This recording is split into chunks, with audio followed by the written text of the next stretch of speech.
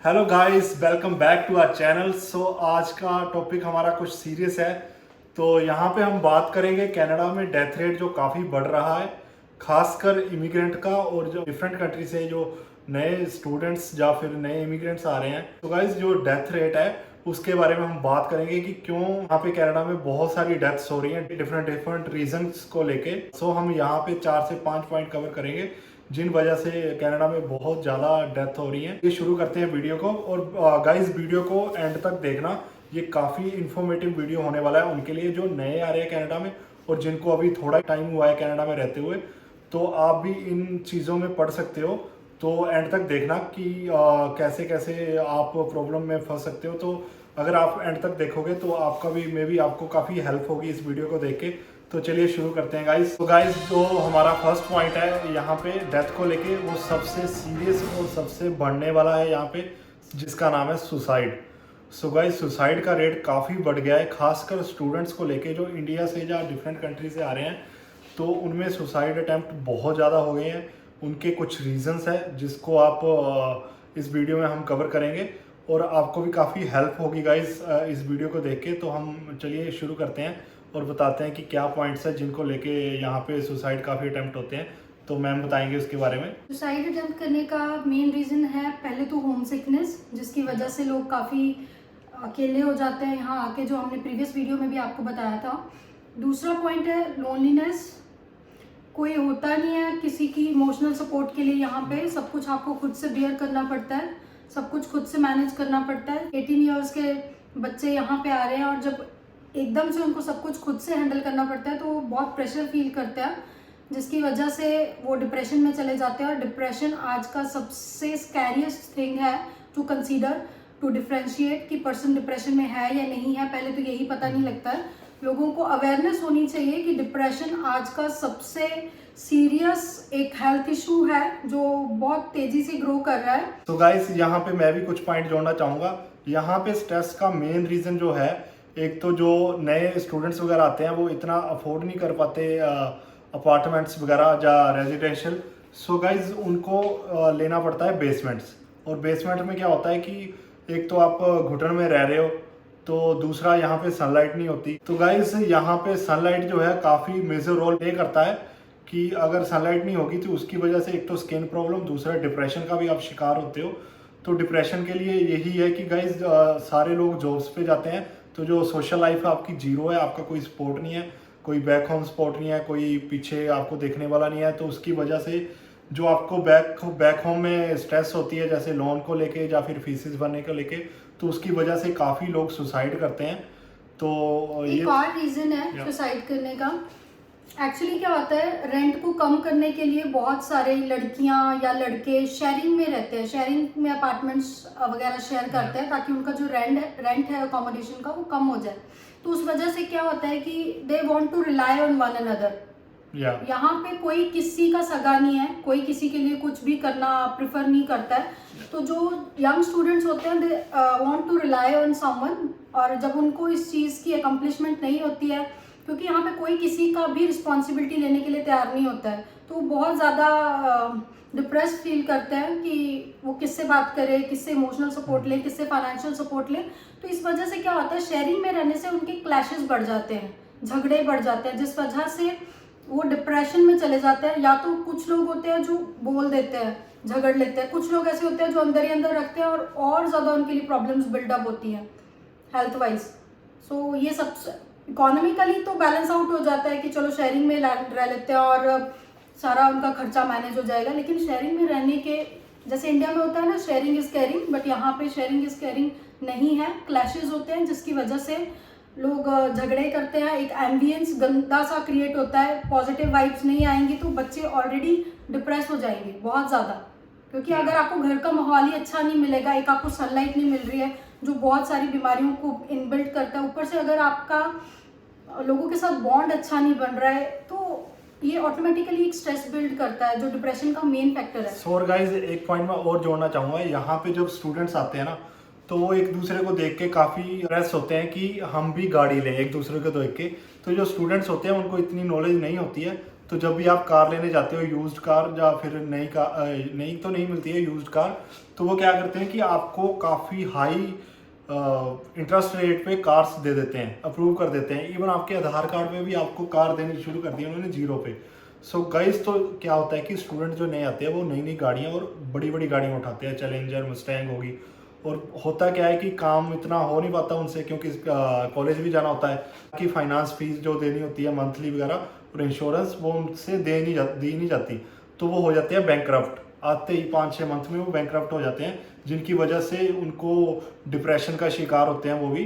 तो यहाँ पे आके गाइस पहले ही बड़ी बड़ी गाड़ियों के पीछे में ना पड़े, अपने फीस वगैरह देखें, अपनी जॉब्स वगैरह देखें, उसके हिसाब से खर्चे करें। एक दूसरे के पीछे लग के बड़ी गाड़ियाँ मत उठाएं, ये भी डिप्रेशन का शिकार बनते हैं लोग। सो गाइस, हमारा सेकंड पॉइंट है क्राइम रेट। क्राइम रेट यहाँ पे बहुत ज़्यादा इंक्रीज हो रहा है, जिसमें सबसे पहले हम डिस्कस करेंगे कार थेफ्ट के बारे में। सो ये एक्सप्लेन करेंगे आपको उसके बारे में। So guys, crime rate Canada में क्यों बढ़ा है? यहाँ पे 1-2 साल पहले जो कोविड आया था उसमें मैक्सिमम लोगों की जॉब्स चली गई थी। हाँ, जॉब्स की वजह से सरकार ने $2000 सभी के अकाउंट में डाला था, but $2000 is not sufficient to survive in Canada. आपको भी पता है क्योंकि जस्ट अकोमोडेशन ही होती है गाइस। यहाँ पे जो स्टूडेंट्स आए हैं उन्होंने फीस वगैरह भरनी है, वो तो बिना काम से भर नहीं सकते। सो क्राइम रेट बढ़ा है गाइस कोविड के आने के बाद।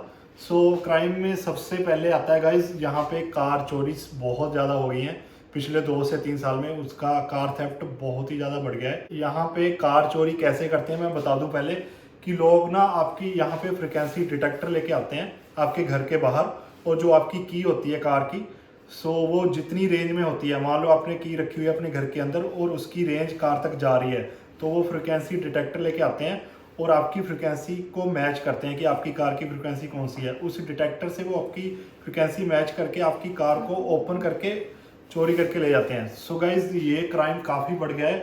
1-2 बार तो ऐसे यहाँ पे, अब हम बात कर रहे हैं डेथ के बारे में। सो डेथ का सीन है कुछ ऐसा है कि यहाँ पे जब चोरी करते हैं तो मैक्सिमम लोगों ने यहाँ पे कैमरे लगा रखे हैं, तो कैमरे में जब वो देखते हैं तो बाहर निकल के आते हैं, तो वो जो चोरी करने आए होते हैं उन्होंने, वो तो खाली हाथ तो आए नहीं होते, तो वो शूट वगैरह करके 1-2 काफ़ी लोगों की जानें भी गई हैं शूट की वजह से।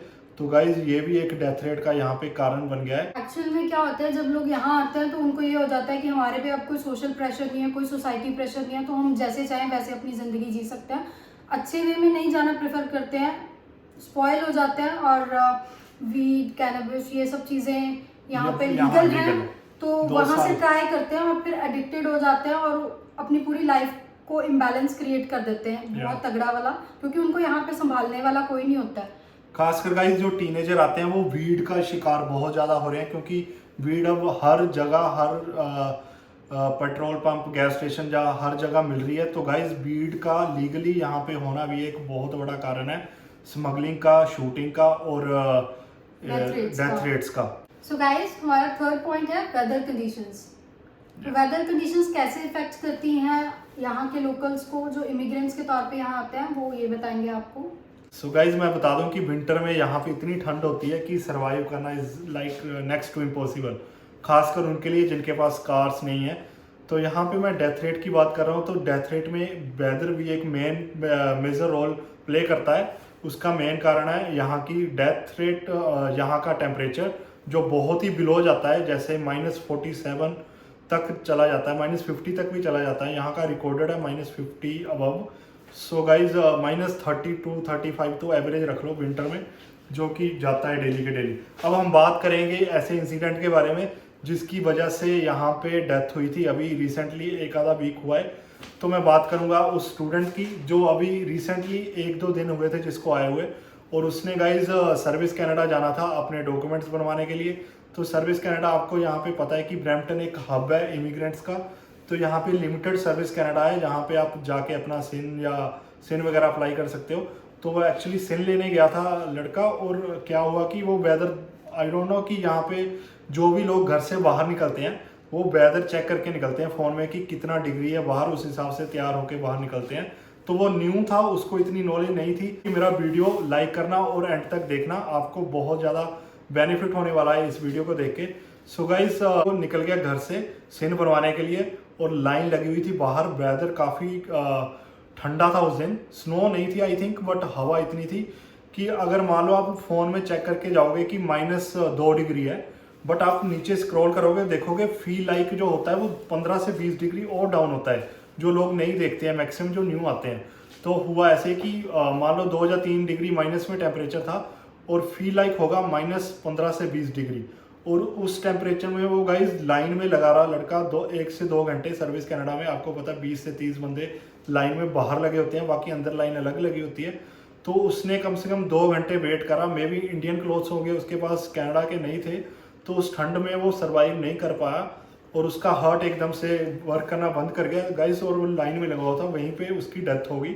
सो ये मैं आपको बता दूं गाइस, जो इंडिया से आ रहे हैं तो ठंड का बिल्कुल मजाक में ना लें, बिल्कुल पैक होके जाएं, वार्मर डाल के अंदर से बाहर तक, चप्पल वगैरह में भी। स्पेशल रिक्वेस्ट ये है कि जो लोग यहाँ आते हैं वो यहीं आके शॉपिंग करें, यहीं के विंटर क्लोथ्स बाय करें, सो दैट प्रोटेक्टिव फील करें, क्योंकि जो विंटर क्लोथ्स इंडिया में होते हैं वो यहाँ पे इंसान को उतना प्रोटेक्ट नहीं कर पाते हैं क्योंकि गाइज यहाँ पे जो जितने भी विंटर क्लोथ्स होते हैं उन पे एक टैग लगा होता है कि -30 टू -40 तक आप इसको डाल के बाहर निकल सकते हो। दूसरा पॉइंट मैं कवर करूंगा कि वेदर कंडीशन की वजह से एक्सीडेंटल डेथ बहुत ज़्यादा होती है। एक तो ट्रकिंग फील्ड में, क्योंकि ट्रकिंग में आपको जॉब पे जाना ही पड़ता है, तो उनको तो करनी पड़ती है, चाहे स्नो स्टॉर्म आए, चाहे जितनी भी वेदर कंडीशन ख़राब हो। अगर आप स्टक हो गए रास्ते में, जब मान लो आपने कहीं स्नो पड़ी है, जब ब्लैक आइस पड़ती है, उस दिन आपको वार्निंग मिली होती है, और अगर आप एकदम से ब्रेक लगाते हो तो ब्लैक आइस पे कार वगैरह नहीं रुकती, तो ट्रक कहाँ से, जिसके पीछे पूरा लोड होता है, अगर आप छोटा सा ट्रक रोकोगे, पीछे 53 फीट लंबा जो ट्रेलर होता है उसका, वो उसमें सारा वेट होता है, तो वो एकदम से पुश करेगा तो ऑब्वियस पूरा ट्रक घूमेगा, उसकी वजह से लाइन ब्लॉक होती है, ट्रैफिक होता है और काफ़ी जाने जाती हैं, मतलब एक्सीडेंटल डेथ बहुत ज़्यादा बढ़ गई है खासकर वेदर कंडीशन में। सो गाइस ये भी एक कारण है, यहाँ पे डेथ रेट का काफ़ी बढ़ गया है। तो गाइस हमारा 4th पॉइंट है accident in Canada. So guys accident क्यों हो रहे हैं यहाँ सबसे ज़्यादा, एक तो इमिग्रेंट्स आ रहे हैं डिफरेंट कंट्री से, तो वो एकदम से अडेप्ट नहीं कर पाते हैं जो रूल्स फॉलो करने होते हैं यहाँ पे। सो हाईवे पे सबसे मेन जो रीज़न है एक्सीडेंट का वो क्या है, तो जब आप हाईवे पे एंटर करते हो, यहाँ पे 401 हाईवे है जो 16 लेन्स का हाईवे है, वो भी हाईवे पे इतना ट्रैफिक होता है कि 401 स्टक रहता है सुबह और शाम को। सो गाइस क्या होता है कि जो नए इमिग्रेंट्स आते हैं वो एकदम से रूल्स फॉलो नहीं कर पाते हैं या अडेप्ट नहीं कर पाते हैं उस चीज़ को। सो गाइस जैसे यहाँ पे हाईवे पे क्या होता है कि 100 की लिमिट होती है स्पीड की, तो आप 100 से नीचे नहीं चला सकते, 120 उससे ऊपर रेज नहीं कर सकते। आपको टिकट दोनों में मिलेगी, कम स्लो स्पीड में भी और हाई स्पीड में भी। तो लेन चेंज कैसे होती है कि जब आपके साथ पैरेलल गाड़ी चल रही हो सेम स्पीड पे, मान लो 120 पे आप चल रहे हो और साथ की गाड़ी भी 120 पे चल रही है, तो आपके जो साइड मिरर है ना उसमें वो गाड़ी शो नहीं होगी आपको। तो क्या होता है कि आपको ब्लाइंड स्पॉट चेक करना पड़ता है ऐसे शोल्डर मूव करके। अगर आप लेफ्ट लेन में जाना चाहते हैं तो लेफ्ट की साइड आपको पैरेलल बिल्कुल साथ के साइड वाले विंडो से देखना पड़ता है कि गाड़ी साथ में चल रही है या नहीं, ऐसी राइट साइड देखनी पड़ती है, उस हिसाब से आप शिफ्ट कर सकते हो दूसरी लेन में।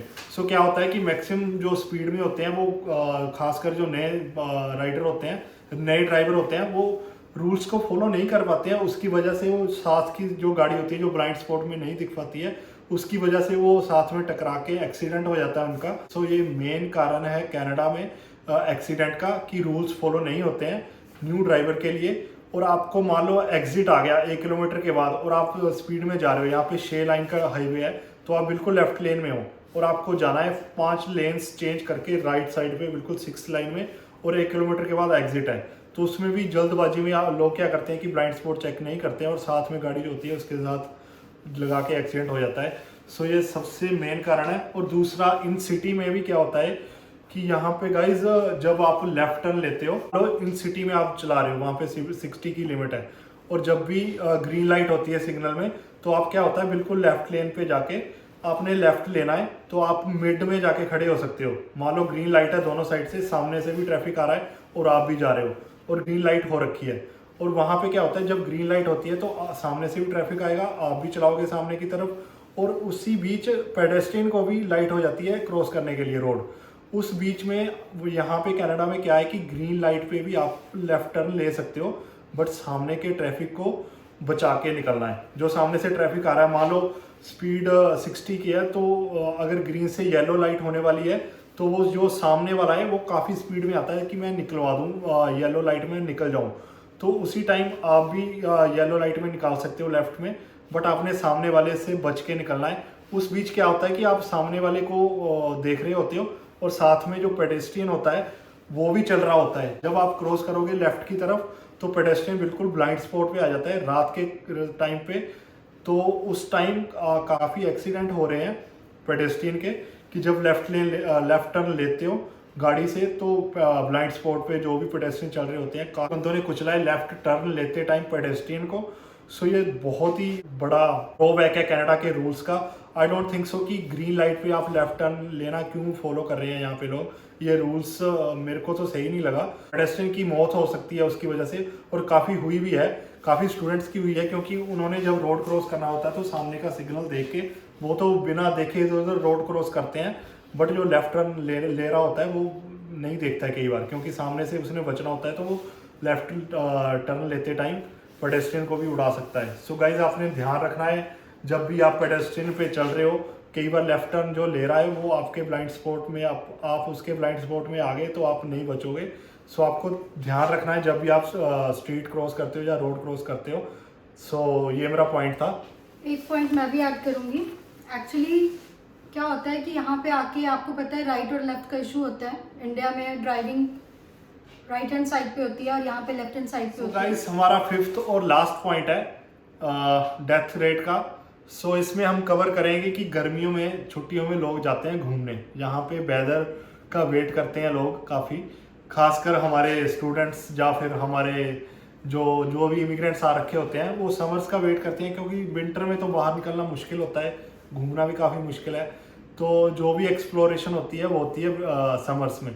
सो समर में क्या होता है कि गाइज लोग यहाँ पे समर में लेक्स पे निकलते हैं घूमने के लिए, तो बीच वगैरह पे जाते हैं, लेक्स में जाते हैं।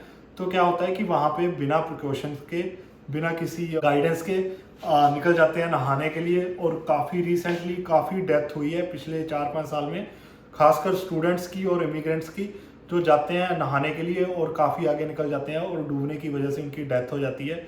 फिर बाद में फंड रेस चलाना पड़ता है उनकी डेड बॉडी भेजने के लिए। यहाँ पे गाइज 40 to 50,000 डॉलर लग जाते हैं। तो गाइज लगा लो इंडिया के 20 से 30 लाख रुपए यहाँ पे डेड बॉडी भेजने के लग जाते हैं। तो आपको इन चीज़ों से बच के रहना है जब भी आप बाहर जाओ। तो ऐसे ही नहीं कि किसी भी बीच पे जाके नहाने लगे, कुछ भी करने लगे, तो आपको नहीं पता है कि पानी कितना गहरा है आगे। तो यहाँ पे समर में भी ये डेथ काफ़ी रेट बढ़ गया है। सो इसका भी ध्यान रखना आपने। सो ओके गाइस, अभी हम करते हैं वाइंड अप इस वीडियो को यहीं तक। और गाइस ऐसे ही इंफॉर्मेटिव और काफ़ी अच्छे वीडियो लेके आएंगे आपके सामने। और चैनल को प्लीज़ अगर यहाँ तक देखा है तो सब्सक्राइब करके जाना। और कोई भी अपनी क्वेरीज होगी या फिर कोई भी क्वेश्चन होगा आपको कनाडा के रिलेटेड, तो आप हमको डीएम कर सकते हो इंस्टाग्राम पे, या फिर यहाँ पे यूट्यूब पे आप कमेंट कर सकते हो। नीचे कमेंट करके अपनी क्वेरीज पूछ सकते हो। हम अगर टॉपिक अच्छा लगा तो उसके ऊपर वीडियो बनाएंगे, वरना आप इंस्टाग्राम में आप पूछ सकते हो। उसका लिंक मैंने डिस्क्रिप्शन में भी डाल रखा है और चैनल के बायो में भी डला हुआ है। तो प्लीज़ गाइस सपोर्ट दिखाना इस वीडियो को। सो गाइस मिलते हैं ऐसे किसी नेक्स्ट व्लॉग में, बने रहिए हमारे साथ। Please do like, subscribe and share. Thank you very much. Bye guys, thank you.